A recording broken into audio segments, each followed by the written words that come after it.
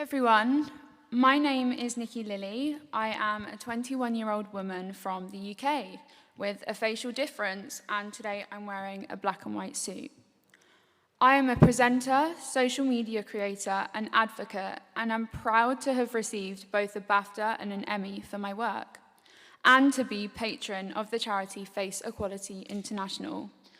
We are an alliance of not-for-profit organisations working with millions of people across the world with visible disabilities. I am part of the facial difference community myself and was born with an arteriovenous malformation, or an AVM, on my face. It is an honour to be here today with people from all over the world.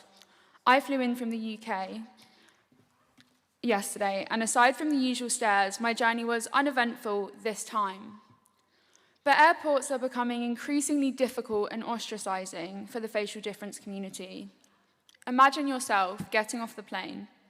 When you finally get to the front of the long queue to have your passport scanned and checked, the machine won't recognize your face.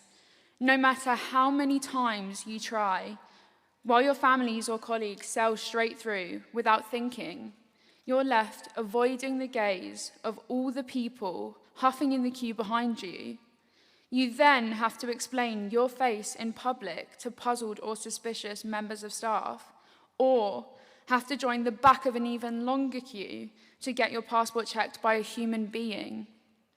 This scenario creates anxiety, embarrassment, and frustration in our community. Passport gates are the tip of the iceberg, though. For many of us, facial recognition is an increasingly necessary part of everyday life, whether we like it or not.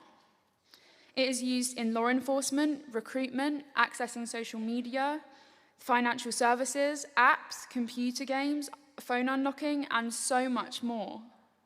But there is early evidence that this technology is failing many of us who look different. Whether you're working in the tech industry or in making or influencing policy, we need you to work with us, who are dealing with the negative repercussions firsthand, to solve this. First, for those of you in the room who don't work in the tech industry, let's clarify what we mean by facial recognition technology. At its most basic, it identifies the planes, angles, and detects the pattern of a face, and blurs everything else. It can also provide one-to-one face matching. For example, when you go through border control, and it compares your face with your passport photo. Or it can do one-to-many matching, identifying one face with a crowd. Finally, some technology and systems claim to identify the emotions behind someone's facial expressions. Controversially, this goes beyond facial recognition into evaluating them, leading to assumptions about character traits. That's not a glitch, that's exclusion. In late 2024, Face Equality International asked the facial difference community about their experience of this tech. Even with a small sample, the chart on the slide shows the results. 58% of people who replied were having trouble getting through automatic passport gates, and 46% having trouble accessing their bank account apps. We have also heard of people unable to apply for jobs because some online recruitment boards use facial recognition to verify identity, and instances where people with particular conditions, such as Treacher-Collins syndrome, have been mistaken by social media facial recognition tools for other people with the same condition. This risk would be particularly worrying in a law enforcement context. I have received multiple content warnings on my videos, flagged or even removed under labels like violent, harmful, shocking, or graphic, simply for showing my face. On rare occasions, I've joined harmless AI trends like turning my photo into a character. The technology has erased my condition and corrected my face into symmetry without my consent. I have also been banned from dating apps because its facial recognition would not recognize me. So the system assumed I was impersonating someone else. In recent years, Face Equality International have prioritized finding out how this issue is impacting people with facial differences, as the only international group representing this community in a global human rights agenda. But we don't yet fully understand the extent or mechanics of this problem, nor how to solve it.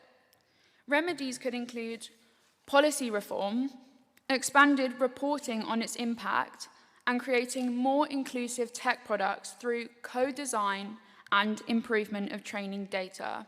Together with a university partner, we are starting to make progress on impact reporting, and we have already seen significant media interest on the issue to bring it into the public eye. But more research, partnerships, and policy-level engagement are needed. And we'd like to propose a few principles to guide the research for solutions. First, we need to include the many different conditions, scars and marks that affect people now. Some facial differences change the pattern or shape of facial features, while others affect skin texture. Some conditions are unchanging, while others fluctuate over time. We don't yet know how conditions that affect facial movements, such as facial palsy, might impact liveness detection or emotional recognition software. In other words, inclusive facial recognition technology must be designed to work for the full spectrum of wonderfully different faces. Second, the involvement of the facial difference community is key. Solutions need to be co-created from start to finish. This may involve civil society groups partnering with tech companies. When it comes to facial recognition, this may mean training the system with many images of visibly different faces. But there is often a huge discrepancy of bargaining power, knowledge, and funding between civil society and tech companies.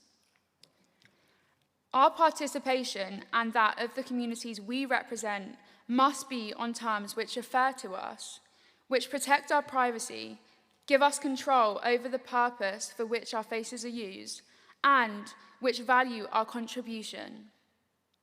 Ethical accountability should extend across the full life of a product, not just the initial pilot or launch.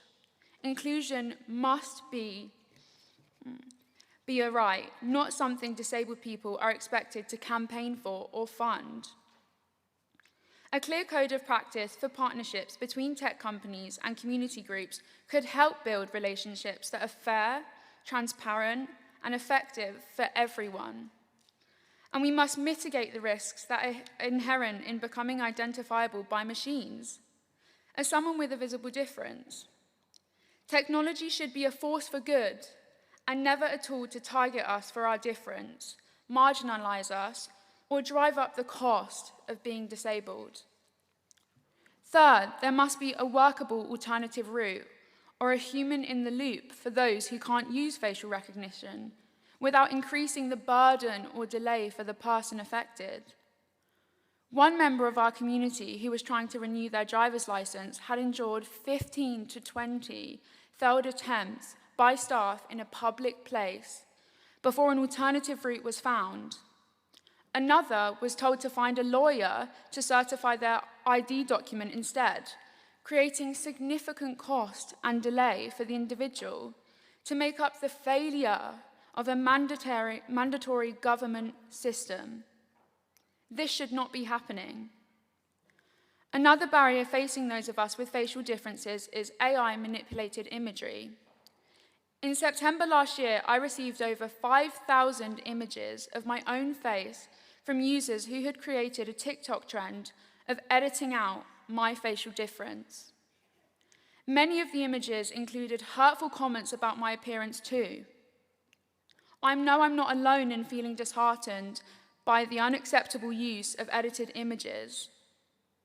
Now imagine the shock of another person who used a photo app which chose to delete all of the facial burns and scars she had sustained as a young child.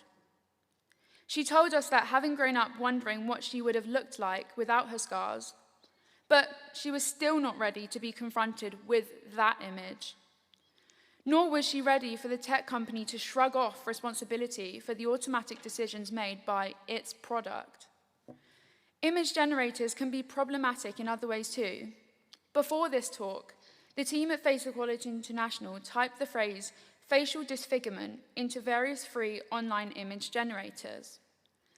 Some of the images produced were relatively realistic, such as a face with scarring or a birthmark, but there were plenty of others in there too, and I'd like to share a few with you. We start off on the left-hand side of the slide with the mythical or sci-fi faces, leaning into the trope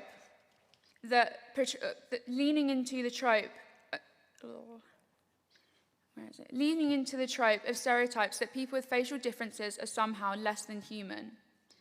In the middle, there are a fair few victim images, reminding us that society views our lives in a lens of tragedy. And on the right-hand side, we have the comic book portrayals of evil villains, hammering home that anyone who looks different is not to be trusted. It is clear we still have work to do here, but we also need to think about the extent to which we want technology to represent us visually.